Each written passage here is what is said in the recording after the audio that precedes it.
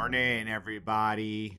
What's going on? This is Jordan with Conquer Trading and Investing, getting ready here for our live session. Before I get going, I need to clean this up 1 second. Give me one quick moment just to go ahead and pause that music, get it off. I feel good. I'm ready for a good session here today. Even with 6 kids in the nest, even with one of them waking up, falling out of bed at 1 o'clock in the morning, the other one's following into the room, and then an hour later, oh, is it time to leave yet? You know what? I still feel good and well rested. Gemma, what a blessing. Great to see you, everyone. Looking forward to it. The title, I don't mean to, I don't know if it's for agreeing or disagreeing or how much credence you want to give to the title, but the title is right. Hold on one second. Let me give you all a proper good morning. Hope you all are well and doing great. In this session today, we're going to have a strong focus on TA. We're going to be looking across different markets, making sure that not only do we have a look, making sure that we are analyzing, teaching TA, showing TA, consulting TA, but also at the same time showing different risk management techniques. We're going to be spending in the sessions ahead a lot of time on that, making sure everyone has the skills they need no matter what kind of situation the markets are in. They're going to be able to go ahead and have some type of clarity, to have strong clarity and be able to manage their risk around that. We're going to take a brief look at the macro today, including the introduction of a Fed paper that talks about, listen, we can't control the inflation. It actually is the government that caused it. And true to form, I mean, balance sheet expansion is uber asset inflationary. We were quick to distinguish it being asset inflationary, and we've seen a different form of inflation take place. That is a direct result of the government bypassing banks, depositing money into people's checkings accounts, and then also we look at the business loans that were 2 million and under, all forgiven. That was why that was gasoline on the fire.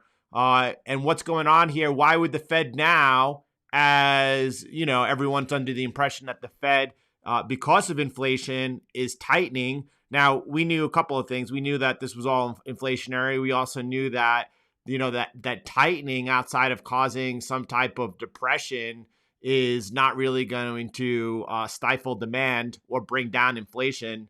And so why is the Fed doing that? Why is the Fed flirting with any type of systematic collapse, things breaking so that they have to come and answer with further balance sheet expansion if they know that they can't really control the inflation that's taken hold? The title is, there's no alternative but total systematic collapse or a Fed pivot. Yeah, I think that's true. I think that while there is an alternative to total systematic collapse, that would entail kicking the can down the road. That would entail the Fed actually having to eventually pivot towards easing with inflation quite high, let's call it above 3%. And could they walk a fine line where somehow they just keep tightening as they are tightening, and then the economy is so strong that in these deflationary forces do take hold, that there's some type of way that over time they will come pronounced before things break? Are you kidding? I mean, the Fed is getting ready for, what is it? How much QT do we have in store for September, October, and November? Do you think that the Fed is going to be able to continue tightening, raising rates? Do you think that the Fed is going to continue, forget balance sheet expansion, running off their balance sheet, tightening financial conditions right now as the economy is slowing down without things breaking, without pivoting? By the way, a pivot is a pause. I mean, the Fed is already set up, likely, if it's not sooner, to pause with the last rate hike potentially in December. So, I mean, it looks like a pivot's coming. Do I personally think that they're able to make it? And I think that I've been one of the few voices out there who have talked about. Now, I know it's really debatable whether or not you believe that a soft landing has already not been achieved. We've had technically 2 quarters of negative growth, and we're in recession. But really, is the conversation out there? Is it still whether or not the Fed is going to be able to, or I should say, is the conversation not that everyone believes that the Fed is not going to be able to orchestrate anything but a hard landing? And then why is that conversation taking place if they already had a hard landing, right? A hard landing is a recession, Fed tightening into a recession. So I don't know. I like the title. I think the title is good. I think it's appropriate. And then, I haven't had the opportunity to get into this one. I'm getting the macro out of the way, I guess, because I want to get into the charts.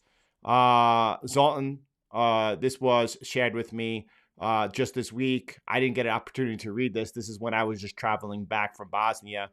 Zoltan talking about how Powell's going to push the economy into a depression. I don't know how loosely that word is being used there or not, to curb inflation. But the Fed is now kind of saying, you know what?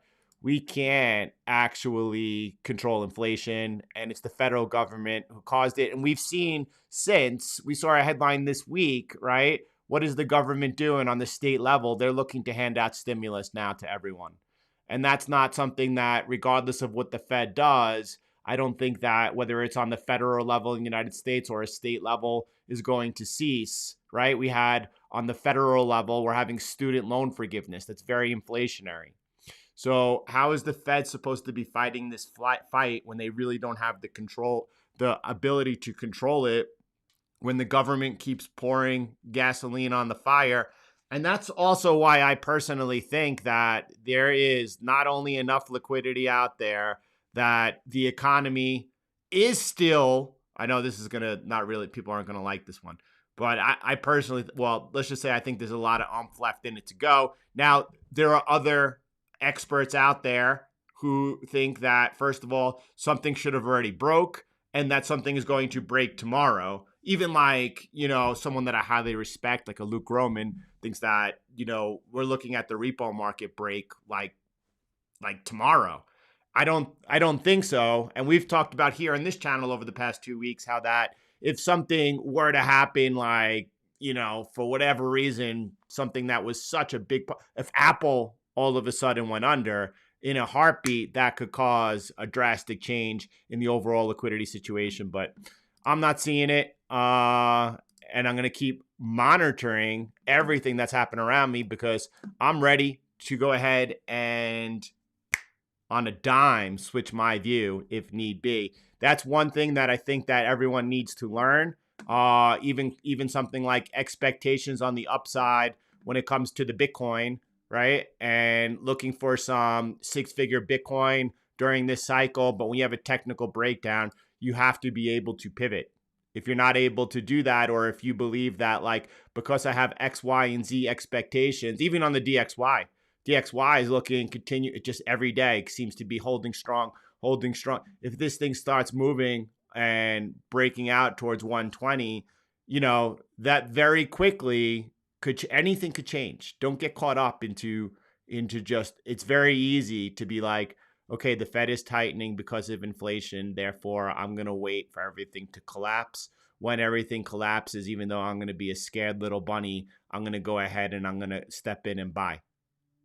If that's your plan, you could get lucky. I hope you get lucky. I hope that works out. I hope that if your plan is to buy Bitcoin when that happens, because Bitcoin from then on is going to shoot the moon and go to 300,000, I hope that you are able to get the low.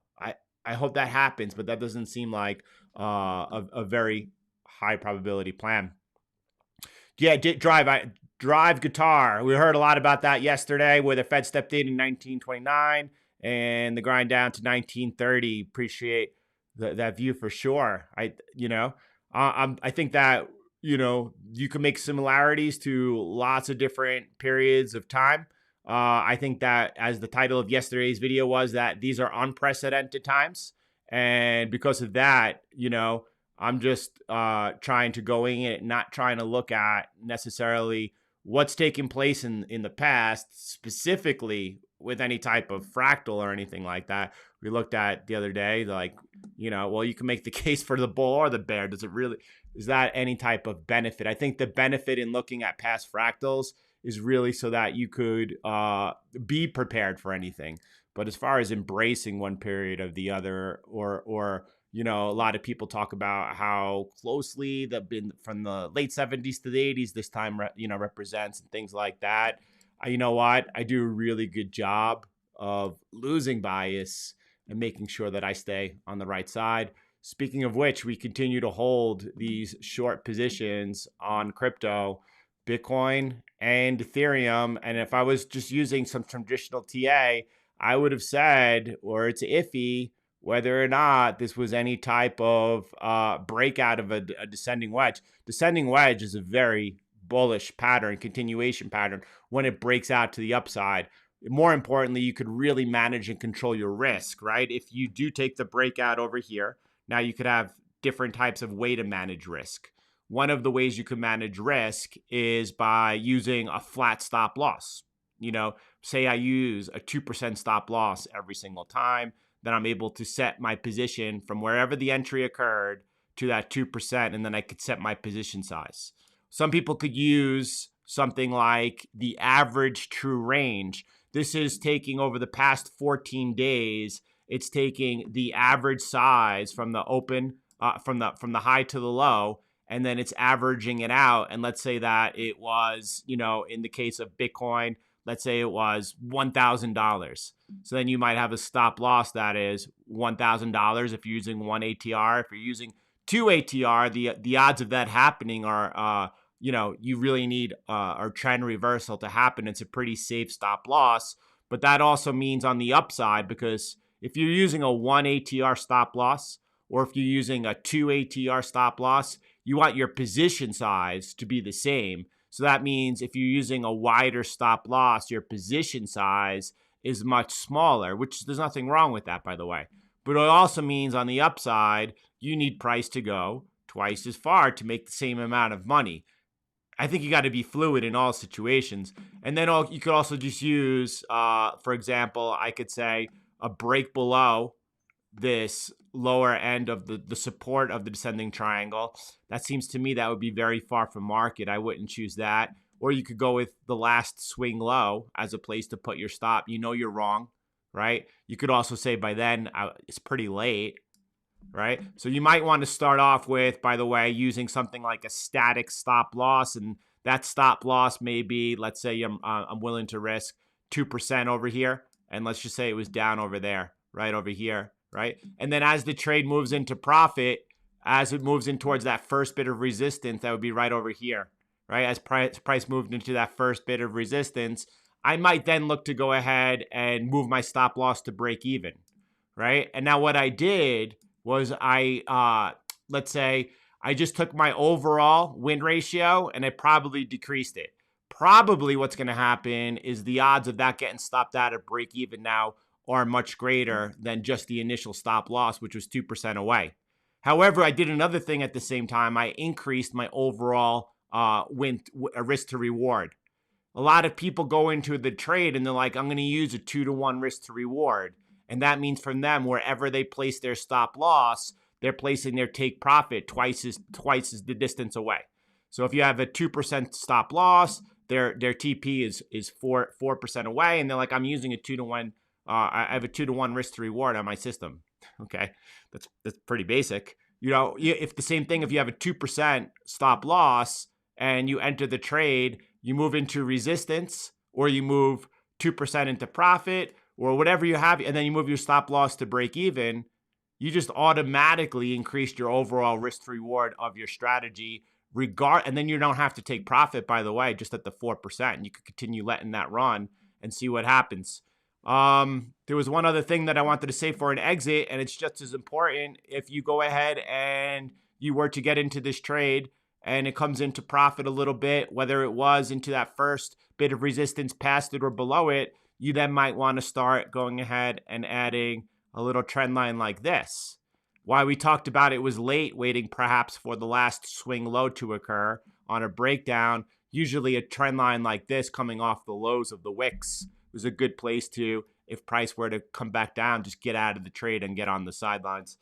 Those are a few different examples of ways that you could go ahead and manage risk into the trade. And do you notice that we're not talking about a lot of things that people like to talk about? And, generally people that are looking to go and put together a successful trading system strategy, what they're looking for most of all is entries. And then what?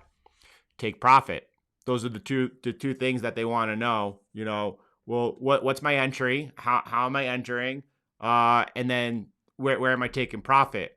You notice how I do it. I do it kind of backwards. The first thing that I'm looking for, it's not backwards, it's the way that you should do it as well. The first thing that I'm mindful for is my risk. And without knowing where my stop loss is, there's no way I could even size that particular position. So the most important thing that you're looking for is risk. How much you're risking on that trade. And then don't worry so much about where you're taking take profits. Again, if you are following, if you enter this trade and this triggers long, and then you have a little box over here for a take profit box here, and then another take profit box here, and then I go ahead and I post this onto Twitter, it's going to look quite attractive. People are going to really love that. But you're not a profitable trader, and I know you're not a profitable trader because you'll never be a profitable trader taking profits so soon. You need to be able to be good with just letting go of your losses, and not having a high percentage win rate. Unless you are or have the ability to write any type of algorithm, which a lot of you do, which is able to go ahead and, front run orders that are taking place, which I don't think that you can do. That's not the type of system that you want to employ in the markets. So let's just keep going and get into today's session. We are continuing to seeing these trades continue just holding into profit. And I imagine if I was trading without any type of plan, I would have gotten whipsawed around, just kind of like, at the mercy of the flow of the markets, which is just kind of doing nothing all week in this low volume week, right? It is low volume week. Everyone after Jackson Hole out on vacation. I took mine during the last week of July, first week of August, right? We had on mission trip with my two oldest, the 6-year-old, 9-year-old. I'm back. And I said, because of that, I normally take off this time of year because it's a very dangerous time of year to be trading. But I said to you all at that particular time in early July that I would be here and that I would be here making sure that we are sharp, getting ready as we begin to enter the fall. The fall is known for that hyper volatility, and we want to make sure that we are there with the clarity we need. That clarity comes from putting the time in. It comes from, I know people like the idea of something being pretty much absolute. It's why such high price targets on the upside are attractive. Whether people are talking about the equity markets and they're talking about, we're going to enter into a melt up, and from that melt up, we're then just going to crash, and it's going to be that's very attractive because someone, a novice, could be like, ooh, so I can make a bunch of money on the upside and then sell it all and then position myself for the collapse and then go ahead and like Rothschild style buy when there's blood in the street. It's very attractive, whether you realize it or not. It's also very attractive to have like very low price targets on the downside, right? Bitcoin's going to 3K. Yeah. I have to be honest, when Bitcoin went to 3K in March of 2020, neither myself or anyone else expected, but I could say that myself, I leaned in hard, and I leaned in hard with leverage. Now, don't trade with any type of leverage unless you're a professional. I sincerely mean that. I've seen so many people in this space trading with leverage and just getting wrecked, and then they get drunk, and then they're obnoxious, and then they probably have. Don't do that. There's in the crypto space, you don't need any type of leverage whatsoever. Spot only, no leverage. By the way, buy side only. That's all you really need to be truly successful. So be careful. Where was I going with that? The downside targets, it's very attractive.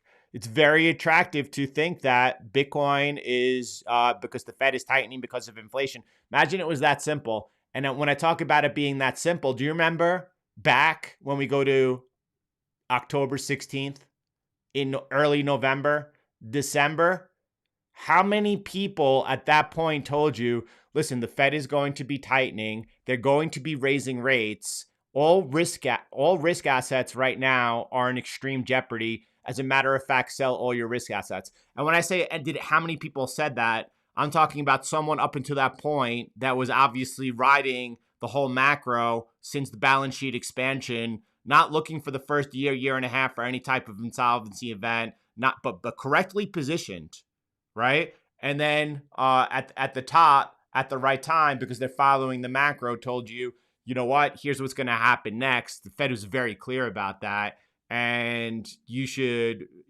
actually Darius was one, isn't he? Darius Dale. I do believe some point in December that he said because of the macro that you should sell Bitcoin. I think Darius is one. How many others? Does anyone know? I don't know. That's why I'm asking the question sincerely. And now everyone is an expert telling you, well, the Fed is tightening and they're going to continue tightening until something breaks. Therefore, you want to be long dollars, you want to be short bonds, and make sure you don't own any Bitcoin.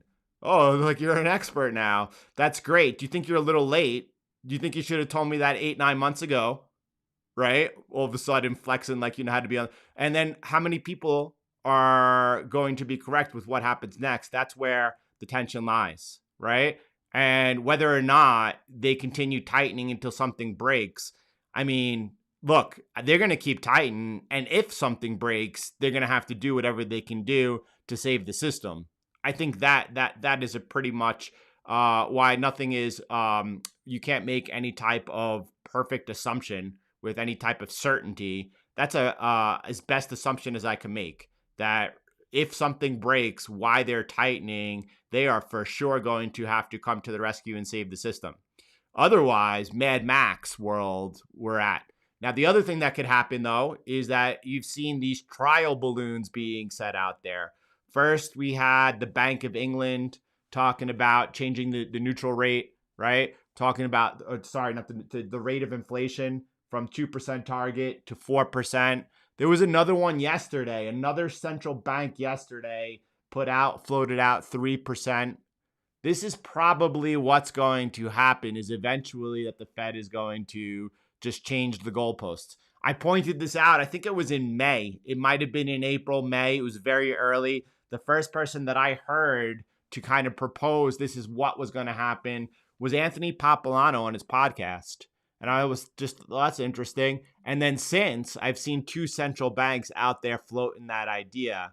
That's usually what you want to pay attention to. If you remember going back to when everyone said that they're not going to raise rates, and we talked about 2022 being a rate shock, one of the things that we talked about was watch what the other central banks do. Sure enough, we saw the Australian central bank hiking first. Then we saw the Bank of England. And then we said, you know what? This is just setting up Bank of Canada following suit. This was setting up the Federal Reserve doing the same. It's the same thing. And now what they're doing is they're talking about changing the goalposts. That's likely what's going to happen. Today we saw a trial balloon or a heads up. Fed paper admitting they can't control inflation. So if they can't control inflation and the onus is on the government, what is the Fed to do? Are they to keep tightening and cause some type of recession when they know, and we've known the whole time, that there's only so much that they could do? Or are they going to have to go ahead and protect the system? And does that mean that they're going to have to run this thing hot as they begin to ease? I don't know. I don't think that anyone could have all these answers. I think that this is something that takes place and evolves each and every day. And the best way to go about it is to consider all views. Do not think for a second that you hold the truth, and make sure that you are, humility is important.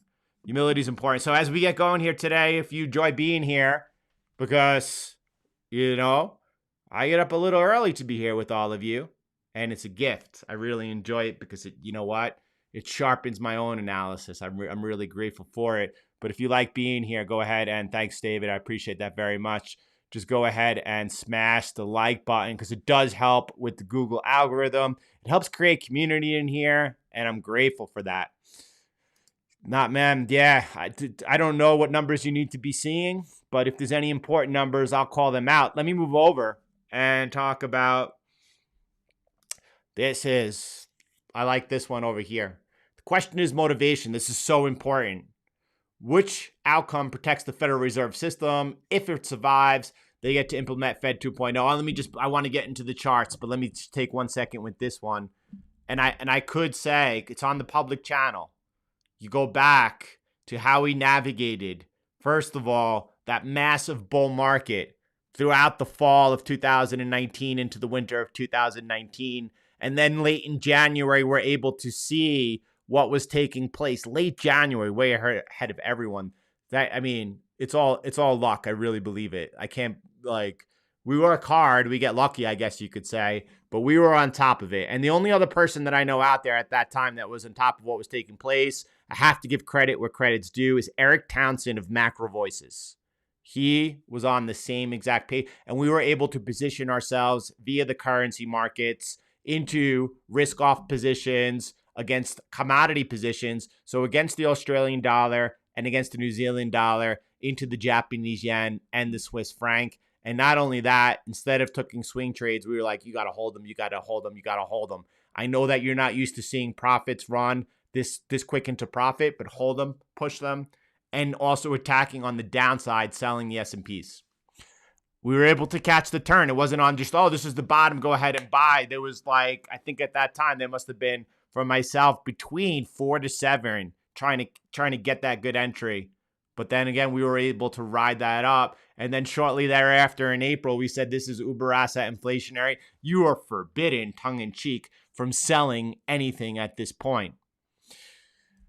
Where are we? At that point, we said, listen, a lot of people are talking about this is not over. We're looking at some type of insolvency event. And it was our opinion that the Fed acted over abundantly, that they've gone ahead and they've just put out an ocean of liquidity. Odds are there's not going to be another crisis until they're ready to implement the digital dollar, the central bank digital currency. 2019 white paper by the IMF talked about their plan and how they wanted to implement central bank digital currencies backed by the special drawing rights of the IMF. I believe them. I take them at their word. I think that's what they're trying to do. And I think that they are really good at orchestrating everything they do, these money masters. And I don't think that they're going to crash the economy until they're ready to implement the digital dollar, unless it gets out of their control. At any point in time, this is like a house of cards, as President George Bush Jr. put it. The financial system is just a house of cards, and it could come collapsing down, and that's true, right? But they're trying their best to keep that house and this charade going. I don't know if they're ready. We said 2023 at that time would be the earliest that they might be able to do it. MIT Sense has been working on it. They might be able to, they might be ready. I don't know what the timeline is. They're not really very forthright about that, but they did say that they're starting FedNow pilot program in 2023. Now, I am not up to speed on FedNow and how close that is to actually laying the groundwork for any type of digital dollar or anything. So I have homework to do on that when I get the opportunity. I can't say. But I don't think personally that until they're ready to do. And then there's also, that's the Federal Reserve. And I think the Federal Reserve is going to be fighting, or under this current chairman at least, trying to, look out for itself. But the Bank of International Settlements, right? The central bank of central banks. What does the Fed mean to them?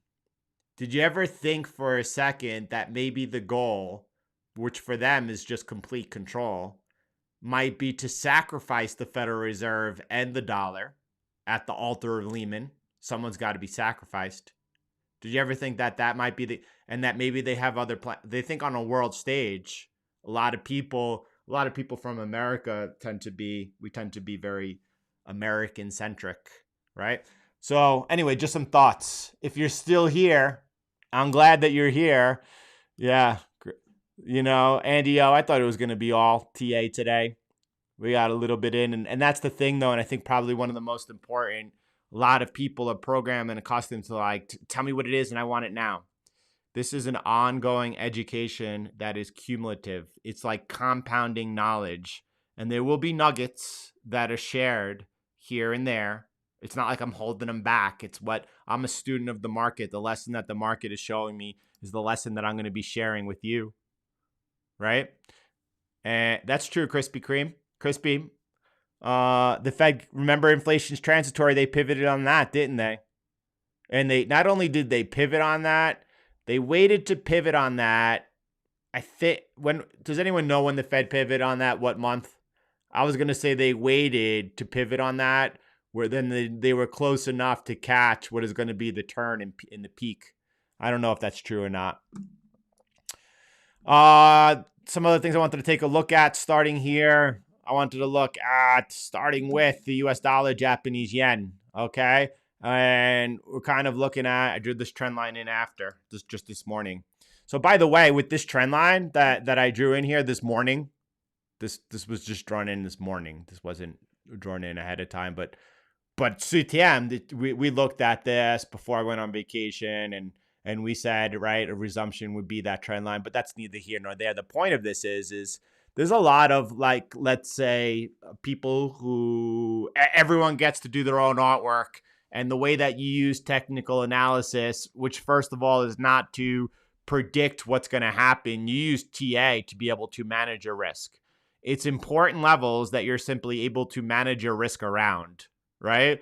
A lot of people think that it's like forecasting or horoscope for men or whatever.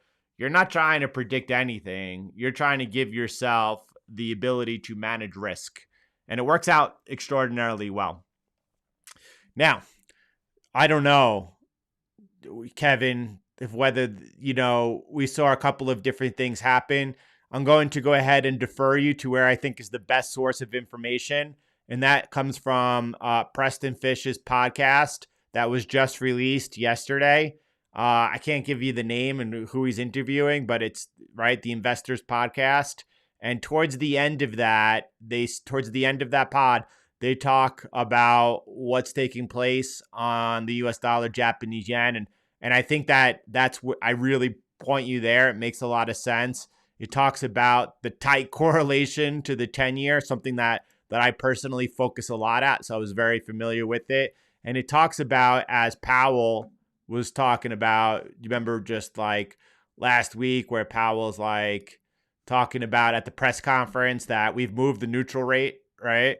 And then all of a sudden he had to walk it back since. And the reason they had to walk it back was probably not because they did, but probably because the market front run everything, taking away that tightening right quick. That's what I think is personally happening. But you saw at that particular point in time when we were watching the 10-year come off, so was the US dollar, Japanese yen, right? And then since then, as we've had Jackson Hole and all those Fed speakers, it does look like the 10-year and the US dollar, Japanese yen. Again, not my analysis. I think that it's articulated best at the source. That's where you should go. And I think you should listen to it. It is very good. Very good. I wanted to talk about this yellow trend line. And the only reason I want to talk about this yellow trend line is because this is how I would place it today. I placed it today. These other ones were done in advance, but this one today. And if you could see a couple of things that I just want you to notice, that over here we have touches with a wick going to the upside, and it's placed over here off of this wick and that close. It's placed into this wick over here, and then over here it finds closes. There's some people who think that you need to either and always place things off the wick, so it would look like this to this wick, and then you go ahead and you place that down. And by the way, that's a really good looking trend line also, right? Why do I say that? Because look, after it broke, it was established as support. Yes, it wicked under, but it definitely established support over. That's a very good looking trend line. This one over here, it's I believe in adapting to whatever the market is currently showing you. And I don't believe that the market has this absolute truth. I think that the market is a bunch of people who are placing capital around their assumptions. So the market in real time is like this real time processing computer information. And, like over here, like the wick up. Okay, but that wasn't right. The wick closes below, and then the wick over here. And you could see again when this one broke, that's what was established as support as well, confirming that is correct. And I guess what I'm trying to get you to do, and again, this comes back to a theme from today. People just want absolutes and they want to know because it's easier. Just make it easy for me. Uh, yes, we want to simplify. And I personally believe that my analysis is clean and I try to simplify it down. But that doesn't mean that you take the easy way out, And by the way, just one other thing that I want to share with you here this morning is something that we call, or I call, like a black diamond, a double black diamond entry, right? This over here would be a conservative line of repair. By the time this one breaks, most likely there's a good chance that the trend is going to continue out of correction. It's also late. When I say it's late, I mean, whatever, like if you're using this as your stop loss, the lowest wick down from here to down to there is much greater, which means that my position size is smaller, which means that price needs to really, I don't know what that is. Price needs to really go further for me to profit. And then there's also a black diamond entry, right? So a black diamond entry in this case would be something that looks like this, right? And you can see the entry is on the break of that trend line, so it's going to be up here. So my risk is much smaller. Now the odds of this actually getting stopped out are much greater than it is on the conservative line up here. So more of these trades are going to be stopped out. But if I'm using over here a 1% stop loss, right? And price moves into this area, right? First it's rejected. Maybe I get stopped out of this trade. Maybe as price comes into this area over here, and then I go ahead and as we talked about just earlier, right? Together. And then on the break of this trend line, maybe I don't take profit. Maybe I don't like to trade with such short time, like so many trades on such a short time frame, and I just move my stop loss to break even down over here. That trade would have got stopped out at break even. Do you see that? That, by the way, into that area, that is already, from what I'm risking, it's probably a 2-to-1. And there are many people who are a lot sharper than myself who probably would have took profit off there. And that's great. Not only is there nothing wrong with that, that's great, but I know myself. And I know that I would not have taken profit over there. I would have been continuing to push that trade. So what about then? Where's a re-entry, right? I'm out of this trade now. Where's my re-entry, right? I'm out of the trade because I got stopped out at break even. Yeah, Jerry over there, he's out of the trade because he's really sharp. He took profit on that one, and it's a good profit. He just got a 2-to-1 profit on there. That's good. He didn't. If that would have broke, he would have been pushing that further. He didn't get to, but he done good. He done great, right? By the way, on that trend line break over here, as you're looking, right? You could use the stop loss as price pierces, or what I would be doing in that case is taking the low over here. And once price, after piercing the trend line, that's where I'd be, how do you know where to price the stop loss? On the break of the trend line. Is it the first tick that goes below it? What I would be doing is using that last little low over there. And as price broke down from there, that's how I would place it. See, there's little gems that are shared if you're willing to put in the time all the time. Now, what about next over here? You're out of this trade, or I'm out of this trade. I'm stopped out. That's when this line comes into play. This line right here would have been drawn and then waiting. This is the entry right here. Are you going ahead and you're deciding, we talked about different ways to enter your stop losses and manage your risk in the very beginning. Are you using all the way down here? That is a long ways away. I mean, this trade's in profit, but almost just better than 1-to-1 right now. Are you using that last swing low? That's not bad initial. That's not bad for an initial entry. Are you an aggressive guy? Are you using this last, the lowest swing low? That might not be bad. I don't know. You're going to have a lower win ratio, but you're going to have a greater overall risk to reward. That's for sure. And then again, don't forget, as we talked about coming into that trade, as you get into this trade, right? Here's the first resistance. There's that first resistance you come into. Maybe I should just make it a little straighter like that, right? At that point, are you moving your stop loss to break even? Jordan, that's so close. Yeah, but are you afraid of getting stopped out? And if you're afraid to get stopped out, why are you afraid of being wrong? I'm only here to manage risk. Why are you afraid of being wrong? I feel I'm right if I execute correctly. And then, by the way, if you did move your stop loss to break in over here and you narrowly escape, that position holds, did you go ahead and did you add a trend line like this, right? Let me tighten that up a little bit more. I'm trying to touch these two. Actually, let me get this perfect.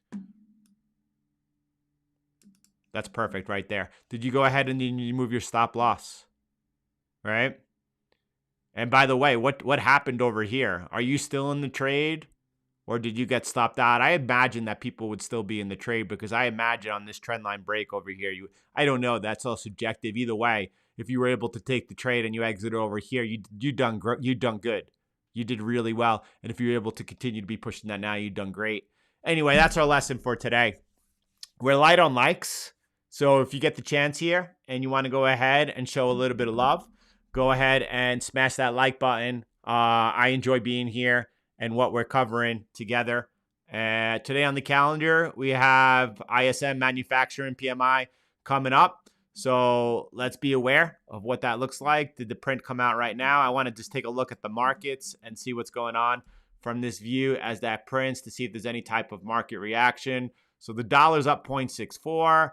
Again, equity markets red on the back foot. And we're looking at crypto unchanged with Ethereum leading Bitcoin, which means that we're we're very mixed because when Ethereum's leading Bitcoin, that's actually more indicative of a little bit of risk on. And how could you say there's risk on when everything's bleeding in the red? No, I'm not saying risk is on. I said that's more indicative of risk being on because otherwise Ethereum would be selling off here. It's not yet. Yeah. Thanks for being here, brother. I really, really, really, really appreciate it. US dollar formed head and shoulders and came to the target area.